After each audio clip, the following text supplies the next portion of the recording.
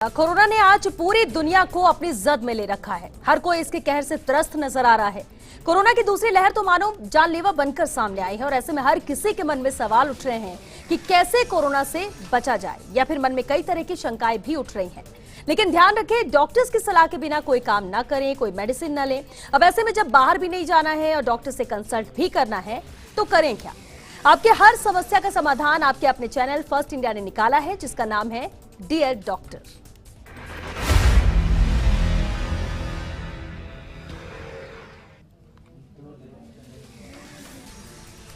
Dear doctor एक ऐसा show जो आपको घर बैठे प्रदेश के मशहूर डॉक्टर से रूबरू करवाएगा। अब आप सोच रहे होंगे कि आप कैसे हमारे साथ बैठे डॉक्टर से बात कर सके, तो आपको एक छोटा सा काम करना है। वो ये है कि आपको deardoctorfirst@gmail.com पर अपना सवाल, नाम और जगह लिखकर भेजना है।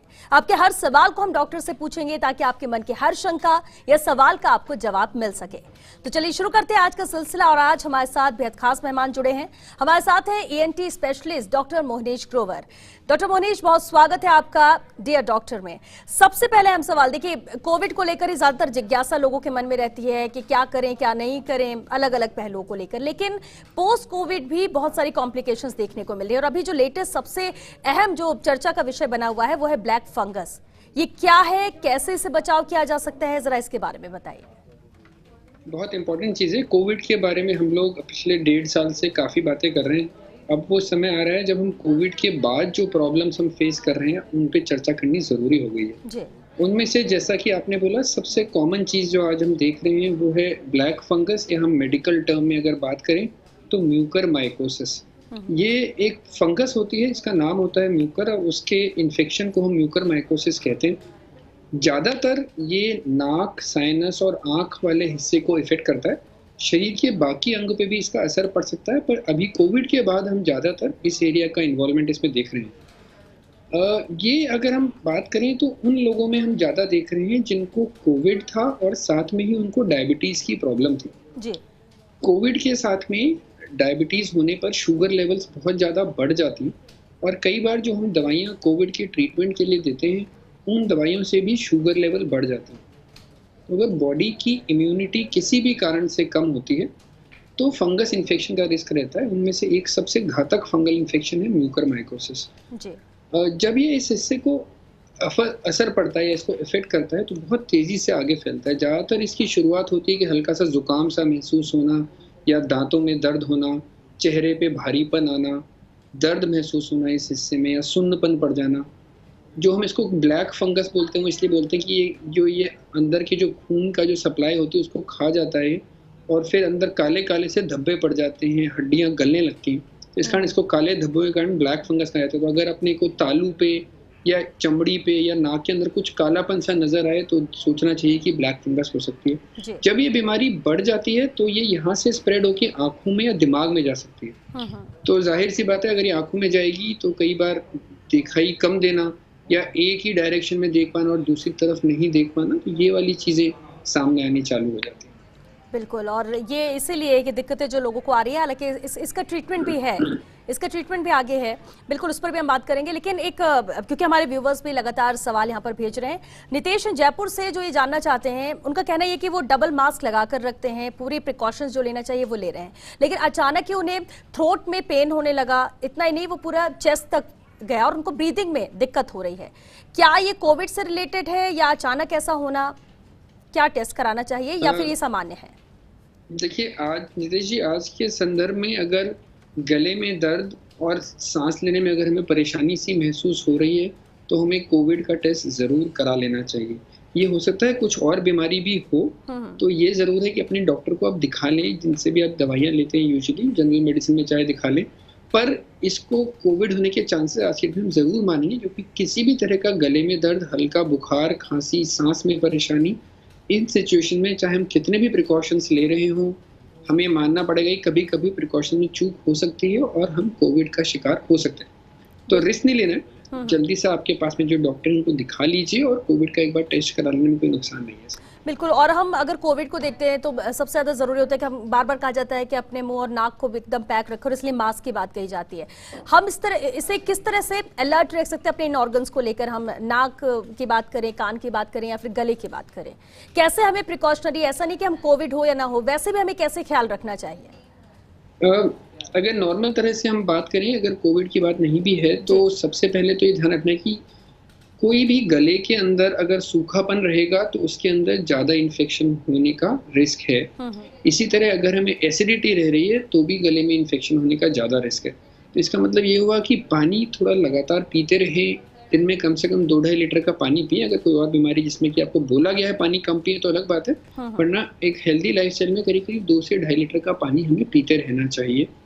इसके अलावा बहुत ज़्यादा एसिडिटी वाली करने वाली चीज़ें, यानी कि बहुत ज़्यादा मिर्ची, बहुत ज़्यादा तेल मसाले वाला खाना ना खाएँ, और रात को खाना खाने के बाद कम से कम आधा घंटा लेटे रहें, ताकि गले में अपनी कोई ज़्यादा खास परेशानी नहीं हो। इसी तरह नाक के लिए भी स्पेशली ये कोविड वाले सीज़न में ड्राइनेस एक बहुत मेजर प्रॉब्लम है जो क्रिएट कर सकती है। तो अगर हमें कोविड हो रहा है तो उसको थोड़ा-सा कई बार हम नेज़ल स्प्रेज़ दे देते हैं, या जब हम कहते हैं भाप लेने की जो बात है कि स्टीम इन्हेलेशन जो है, वो सारी चीज़ें इस एरिया को, ताकि सूखापन नहीं हो, वो ज़रूरी है। पर ये ध्यान रखें कि अगर हम स्टीम इन्हेलेशन ले रहे हैं तो वो बहुत ज़्यादा हाई टेम्परेचर वाली नहीं हो, बहुत ज़्यादा एकदम से भाप अंदर ना लें, क्योंकि हमारे पास कई पेशेंट्स ऐसे आ रहे हैं जो एक्सेसिव यानी कि ज़्यादा स्टीम इन्हेलेशन करने की वजह से यहाँ पे उनके गले में बर्न से हो गए, मतलब जल सा गया है अंदर की चमड़ी को गर्म करके।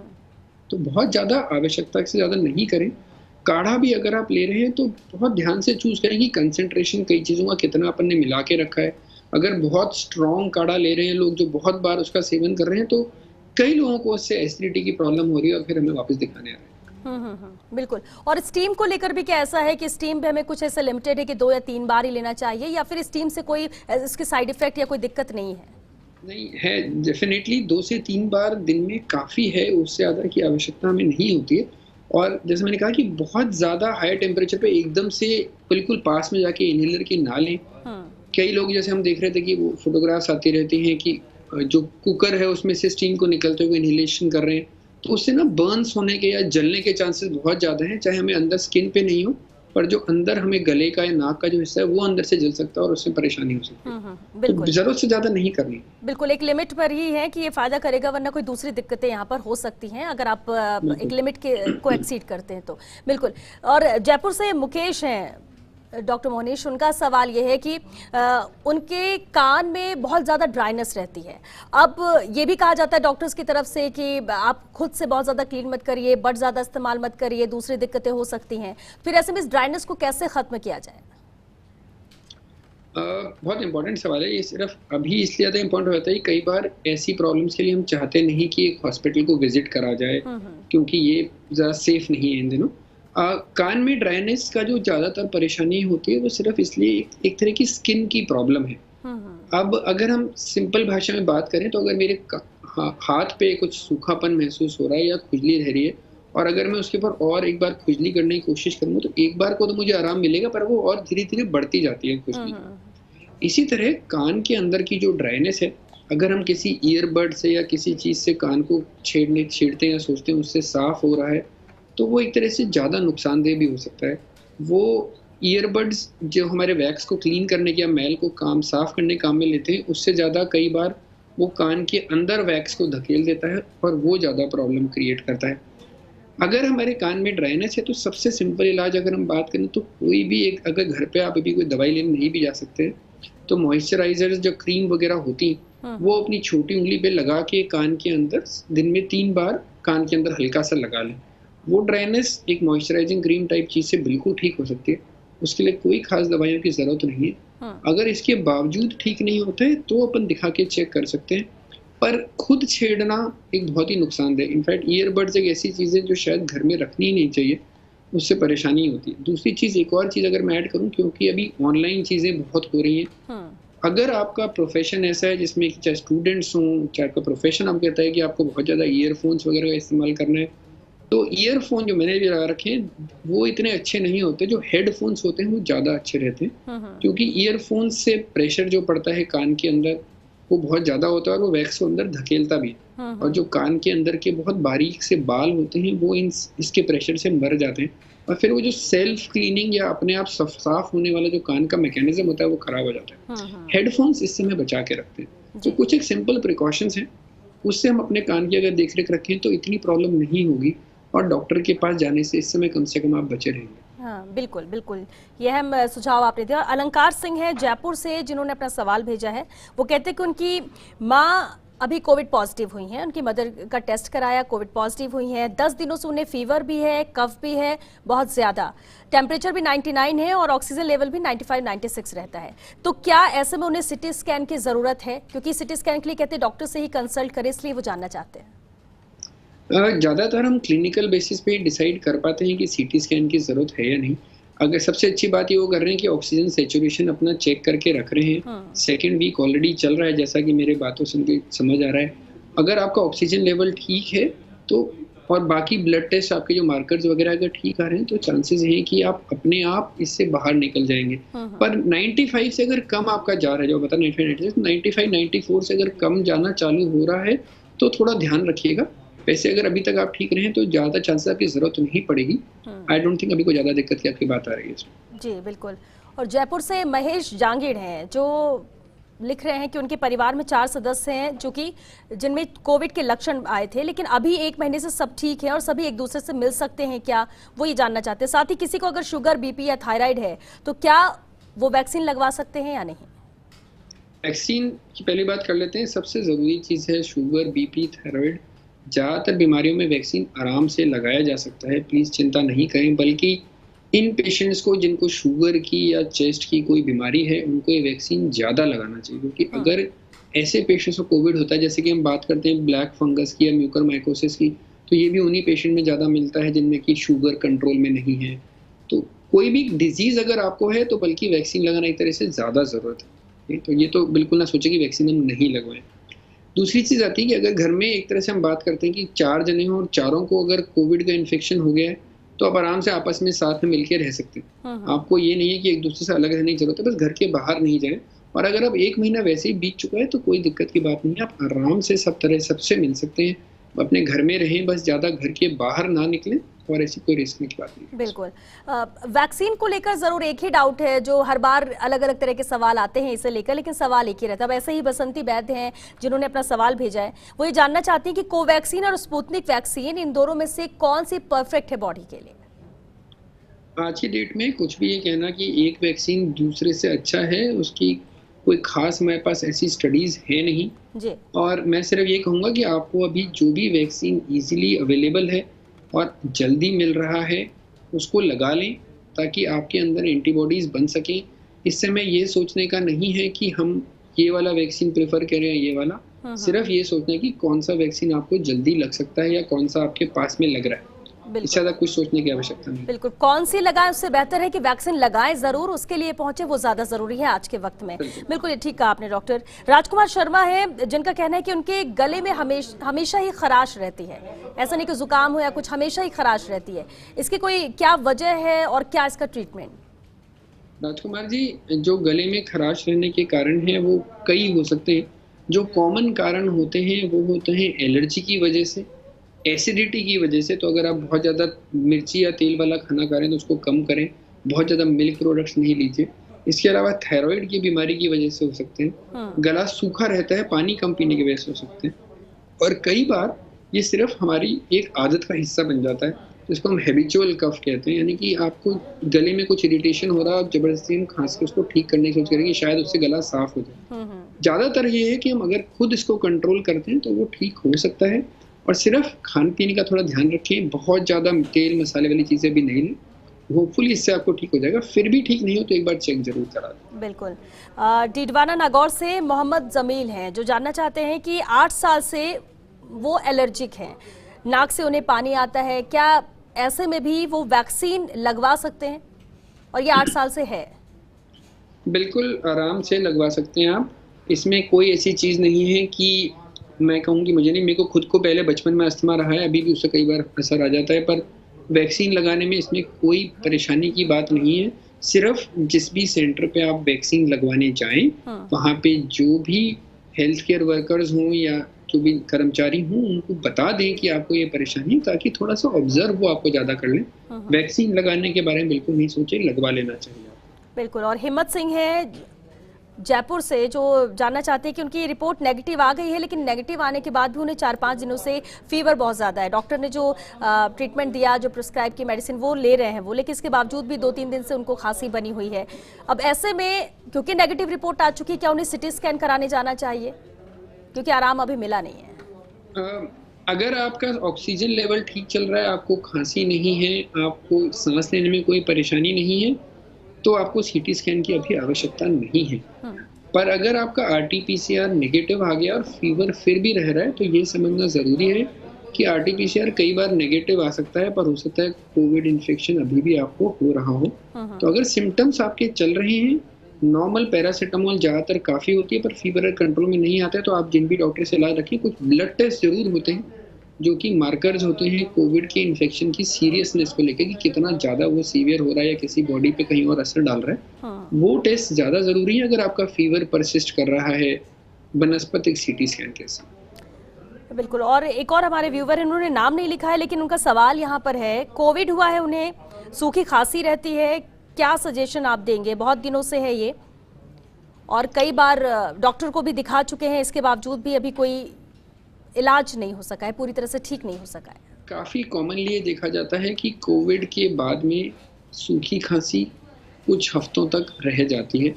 इसमें ज़्यादातर घबराने की ज़रूरत नहीं होती है, अगर आपके बाकी चीज़ें ठीक हैं, यानी कि ऑक्सीजन लेवल ठीक है, बुखार अभी नहीं आ रहा है, यूजुअली ये खांसी 1 से 2 हफ्ते में चली जाएगी। आपको सिर्फ एंटी एलर्जिक्स की सेवन की आवश्यकता है। जैसे नॉर्मली लिवोसेट्रिजिन टाइप टैबलेट भी अगर आप ले रहे हैं, तो उससे काम चल जाएगा। सिर्फ कई बार वो खांसी के सिरप होते हैं, अगर ज़्यादा खांसी हो तो आप सिरप ले सकते हैं, वरना आवश्यकता सिर्फ ये है कि पानी का ठीक से सेवन करें। इसको 1-2 हफ्ते का टाइम दें। अगर आपका ऑक्सीजन ठीक रहा है तो कुछ भी टेस्ट करने की ज़रूरत नहीं, कि खांसी अपने आप ठीक आ जाएगी। ठीक है। दीपांशु है जयपुर से, डॉक्टर मोहनीश, और उन्होंने बताया कि 26 मार्च को वो कोविड पॉजिटिव हुए थे, जिसके बाद सिम्टम्स जो थे उनको यही था कि टेस्ट और स्मेल उनके चली गई थी। इसके बाद वो नेगेटिव भी हो गए हैं। अब क्योंकि 1.5 महीने का वक्त लगभग बीत चुका है, लेकिन इसके बावजूद भी टेस्ट थोड़ा आया है, लेकिन पूरी तरह से रिकवर नहीं हुआ है। ऐसा क्यों? इतना वक्त लगता है, और वो कब तक पूरी तरह से ठीक हो पाएंगे टेस्ट के? दीपांशु जी, पहली चीज़ तो ये कि हमें ये देखने मिलता है कि जिन लोगों में कोविड के साथ में स्मेल चली जाती है, वो ज़्यादातर कोविड के कॉम्प्लिकेशंस में लैंड अप नहीं होते, वो जल्दी ठीक हो जाते हैं। तो चलो एक चीज़ तो अच्छी होती है इस चीज़ की, पर प्रॉब्लम क्या होती है, जैसा आपके साथ हो रहा है कि ये काफ़ी परसिस्ट कर रही है बीमारी। और क्योंकि मैं ईएनटी स्पेशलिस्ट हूँ, तो काफ़ी लोग टेस्ट और स्मेल की प्रॉब्लम लेके हमारे पास आते हैं। यूजुअली ये बीमारी जो परेशानी है, मतलब आपकी टेस्ट और स्मेल आने की, अपने आप ठीक हो जाती है। कुछ लोगों में ज़्यादा टाइम लगता है जी। जैसे कि आपको लग रहा है। इसमें कोई स्पेसिफिक दवाइयों की ज़रूरत नहीं है। विटामिन B12 की आप दवाई अगर आपके पास है तो वो ले लें, और उसके अलावा सिर्फ इंतज़ार करें, थोड़े टाइम में यूजुअली ये वापस अपने आप आ जाती है। अभी एक्स्ट्रा कोई और दवाई लेने की ज़रूरत नहीं है। तो निश्चिंत रहें, ऐसी कोई चिंता की बात नहीं, कोविड आपके है, पर टाइम आपको थोड़ा लग रहा है। आई थिंक अपने आप ही आ जाएगा, थोड़ा सा वेट करने की ज़रूरत है। बिल्कुल। डॉक्टर मोहनीश, रिचा है जोधपुर से, और क्योंकि वो शो देख रहे हैं, उन्होंने कहा कि अभी आपने बताया था कि कान के समस्या को लेकर कि किस तरह से आप मॉइस्चराइजर का इस्तेमाल कर, जिससे कि ड्राइनेस थोड़ी खत्म हो सकती है, लेकिन इंटरनल तौर पर कान के बहुत ज़्यादा अंदर अगर ड्राइनेस है या फिर आपको ऐसा फील हो रहा है, उसके लिए क्या करें अगर आप खुद से क्लीन भी नहीं कर सकते हैं तो? रिचा जी, ज़्यादातर जो ड्राइनेस हमारी होती है, वो चाहे हमें फील कितना भी अंदर हो रही हो, उसकी प्रॉब्लम हमेशा बाहर वाले हिस्से में ही होती है। अंदर वाले हिस्से में वो तभी होती है जब हम खुद अंदर उसको छेड़ के खराब कर लेते हैं। तो ज़्यादातर जो मैंने बताया, हल्का सा क्रीम आप लगा लेंगे तो उससे आराम मिल जाएगा। अगर फिर भी नहीं हो रहा है, खुद नहीं छेड़िए, क्योंकि उससे प्रॉब्लम और बढ़ने वाली ही है। कान का जो हमारा ये जो एरिया होता है जिससे अंदर पर्दे तक हम जाते हैं, वो एक आवर ग्लास शेप का होता है, और जो बाहर वाला जो पार्ट है वो आप आराम से उसको हम क्लीन भी कर सकते हैं खुद। जब डॉक्टर के पास जाएंगे तो सब कुछ हो सकता है, पर अगर वो उसके अंदर वाले हिस्से में चला जाता है तो वहाँ जाके वो वैक्स एक्यूमुलेट होना चालू हो जाता है, और फिर वहाँ पे वो प्रॉब्लम्स क्रिएट करता है। तो अगर हम खुद करेंगे तो वो अंदर जाके परेशानी तभी ही करता है, वरना वैक्स हमारा सिर्फ बाहर वाले हिस्से में बनता है, ड्राइनेस भी सिर्फ बाहर वाले हिस्से में होती है, और यूजुअली उससे वो सारा ठीक हो जाता है। तो इसलिए इसमें आपको कुछ भी नहीं करना है, वो क्रीम आप लगा के देखिए, 90% आपको उससे आराम मिल जाएगा। अगर नहीं मिले तो एक बार जाके अपने डॉक्टर के पास जाके उसको क्लीन करवा लीजिए, पर खुद प्लीज़ उसको छेड़िएगा।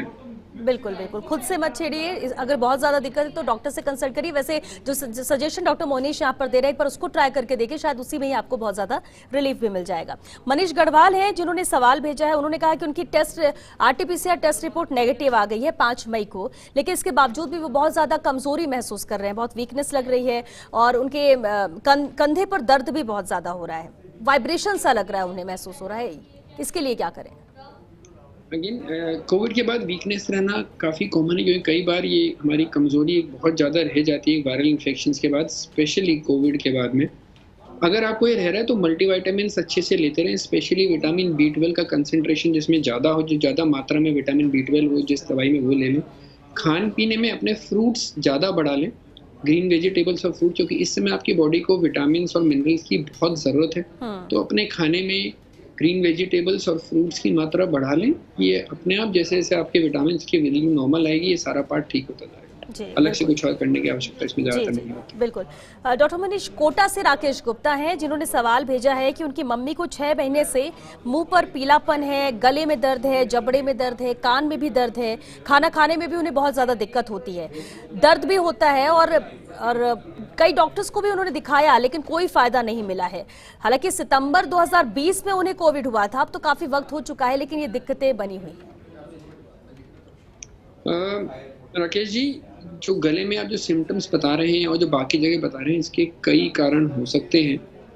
इम्पॉर्टेंट चीज़ें जो मैं कुछ बिना देखे जो आपको गाइड कर सकता हूँ, वो सिंपली ये रहेंगी कि बहुत ज़्यादा दवाइयाँ एकदम से इसके लिए मत लीजिए, क्योंकि हर दवाई के कुछ एक साइड इफ़ेक्ट्स होते हैं। अगर आप बार बार एंटीबायोटिक देते रहेंगे अपनी तरफ से, तो वो भी इसको ज़्यादा परेशानी ही करने वाला है। ज़्यादातर 2 दवाइयों में जो गले में एक इरिटेशन सा रह जाता है, वो होता है एसिडिटी का कंट्रोल करना और एलर्जी का कंट्रोल करना।